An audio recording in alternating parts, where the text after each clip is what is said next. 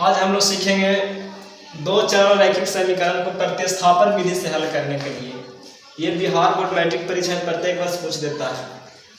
इसका क्वेश्चन कैसे रहेगा? जैसे रहेगा x प्लस वाई बराबर 14, x माइनस वाई बराबर 4। इसको हम लोग इस समीकरण को हल करेंगे प्रतिस्थापन विधि से। तो सबसे पहले हम लोग इसमें क्या करते हैं, प्रतिस्थापन में एक का मान निकालो और दूसरा में रख दो। तो सबसे पहले इसको मान लेते हैं समीकरण 1, इसको मान लेते हैं समीकरण 2। अब चलेंगे समीकरण 1 से। समीकरण 1 से तो समीकरण 1 कितना है? x प्लस वाई बराबर 14। तो अब हम लोग यहाँ निकालेंगे x या y का मान। जब हम x का मान निकालते हैं तो x बराबर कितना हो जाएगा? 14 माइनस वाई, 14 माइनस वाई। इसको मान लो समीकरण 3।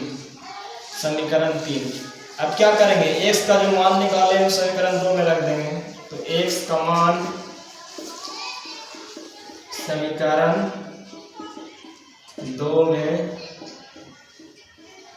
रखने पर समीकरण 2 कितना है?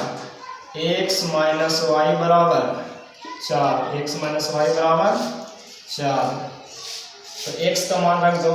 x का मान है 14 माइनस वाई और ये है माइनस वाई बराबर कितना? 4। तो ये कितना हो जाएगा? हो जाएगा ये 14 और ये माइनस एक यहाँ है, माइनस वाई और माइनस वाई बराबर 4। कितना हो जाएगा?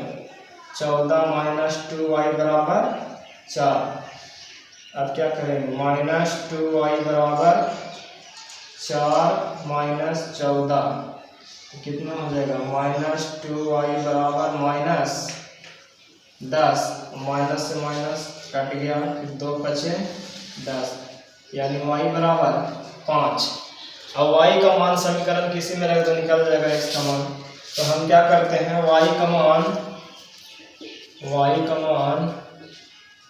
समीकरण 3 में रख देते हैं। समीकरण 3 में रखने पर समीकरण 3 कितना है? x बराबर 14 माइनस वाई, x बराबर 14 माइनस वाई। तो x बराबर 14 और y का मान कितना निकला? 5। तो हो जाएगा कितना? x बराबर 14 में से 5 जाएगा तो 9। x बराबर कितना आ गया? 9। यानी कि x बराबर 9 और y बराबर 5, यानी हल क्या हो गया? x